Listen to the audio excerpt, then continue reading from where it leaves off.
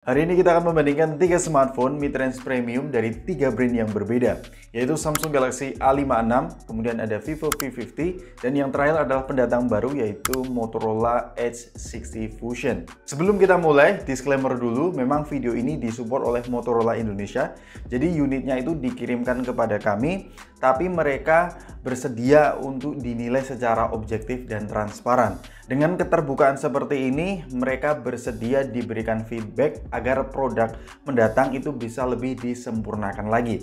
Kemudian disclaimer yang kedua, softwarenya sudah saya update ya semuanya di versi yang terbaru. Yuk langsung saja kita mulai dari harganya dulu. Untuk sektor harga ini sering jadi penentu utama, di mana Motorola memang yang paling murah. Harganya ada di 5.200.000. Kemudian disusul oleh Samsung Galaxy A56 di harga 5,6 sampai 5,8 juta. Terakhir Vivo V50 ada di 5,9 sampai 6 juta kecil. Kalau ngomongin soal paket pembelian, Samsung pelit banget ya, karena Vivo dan Motorola itu sudah dapat case dan charging brick. Untuk Vivo itu 90 watt dan Motorola 68 watt fast charging.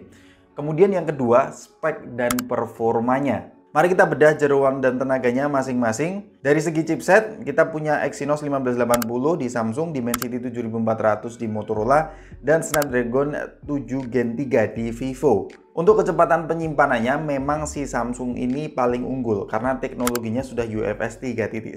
Secara teori memang lebih ngebut sih ketimbang UFS kepala 2. Tapi sebelum kita uji performanya, ketiga smartphone ini sudah saya aktifkan ya extended RAM-nya, atau kalau di Samsung itu RAM Plus. Dimana di Samsung itu paling mentoknya 8GB ekspansi RAM-nya, kemudian Vivo dan Motorola itu bisa 12GB ekspansi RAM-nya. Dan menariknya, secara raw performa, memang Antutu paling tinggi itu ada di Exynos 1580, tembus di 900.000, diikuti oleh Vivo 800.000 dan Motorola 690.000. Geekbench 6-nya juga paling tinggi ada di Samsung ya. Tapi bagaimana dengan real life-nya?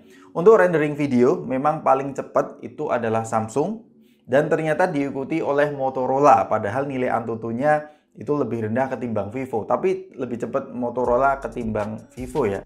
Kemudian untuk bermain game, ini adalah Genshin Impact, settingannya medium 60 fps, paling tinggi fps-nya itu ada di Vivo 40 fps average-nya, kemudian disusul oleh Samsung ada di 37 fps dan Motorola itu di limit di 30 fps. Tapi kalau dilihat dari grafiknya paling enak dimainkan, pertama memang masih Vivo, kemudian kedua justru Motorola, dan terakhir adalah Samsung yang grafiknya itu fluktuatif. Kemudian untuk masalah suhu, paling tinggi masih ada di Exynos, dia tembus di 45 derajat, sedangkan Vivo itu ada di 40 derajat dan Motorola itu paling rendah ada di 36 sampai 37 derajat. Jadi limitasi performa itu ternyata cukup berpengaruh di sektor suhu ini. Ya memang paling adem Motorola. Kemudian untuk sektor baterainya, kalau kita lihat secara kapasitas itu memang paling tinggi ada di Vivo, disusul oleh Motorola 5500 mAh, dan Samsung itu kapasitasnya paling rendah.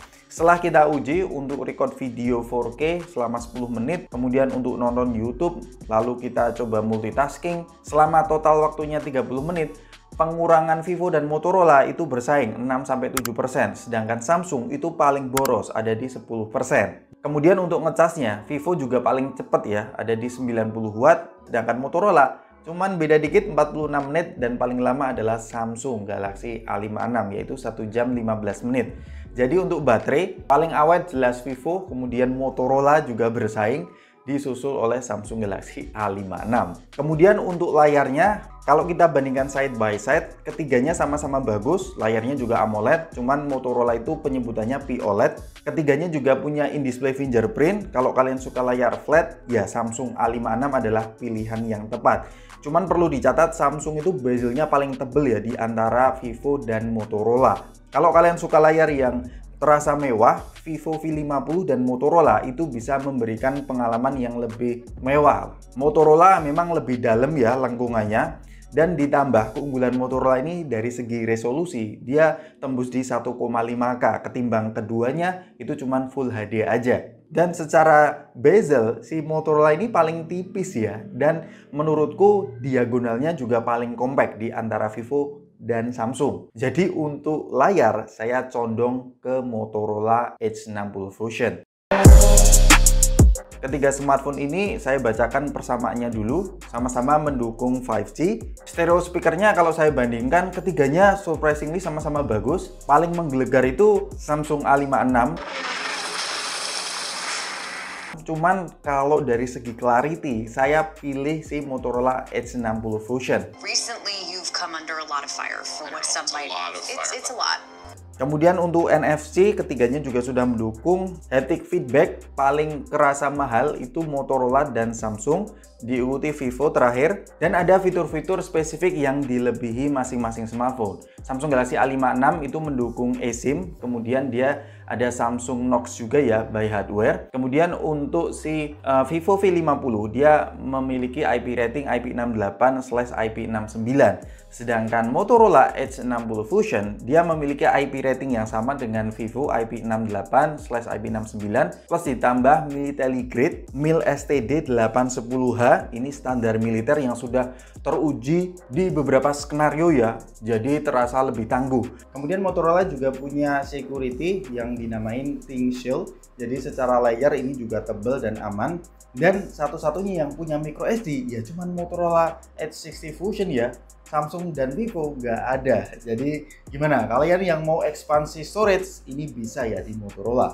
Kemudian untuk sektor desainnya ini tergantung selera. Kalau buatku nomor 1 dan 2, kalau dari segi tampilannya ya Samsung dan Vivo. Terlebih lagi si Samsung ini itu punya bit material yang paling premium karena framenya terbuat dari metal. Tapi kalau kalian preferensinya kenyamanan, ya Motorola buatku paling nyaman. Dari segi diagonalnya terasa paling compact. Kemudian bagian backdoornya itu juga paling nyaman kalau dipegang. Nggak licin karena memang bahannya kayak vegan leather gitu. Kemudian untuk softwarenya, ini Samsung dengan One UI-nya masih jadi primadona bagi kebanyakan orang. Apalagi update softwarenya juga paling lama, 6 tahun. Sedangkan Motorola dan Vivo itu 3 tahun dan security patch-nya juga sama, 4 tahun. Tapi buatku sendiri Motorola ini punya positioning yang menarik karena secara UI, kalau kalian biasa pakai Google Pixel, ini simple, ringan, free bloatware, serta fitur-fiturnya banyak seperti Moto Gesture, gerakan tangan khas Motorola, ini bisa kalian akses di sini. Kemudian kalian bisa terhubung ke PC atau laptop ya dengan Smart Connect-nya. Ini fitur killer banget, kalian bisa kirim file, mirroring, jadiin webcam smartphone-nya. Kemudian bisa streaming app, jadi bisa membuka aplikasi natif ya, meskipun HP-nya mati. Kemudian untuk fitur AI, ini adalah fitur yang semakin kesini semakin relevan ya untuk kebutuhan kita sehari-hari.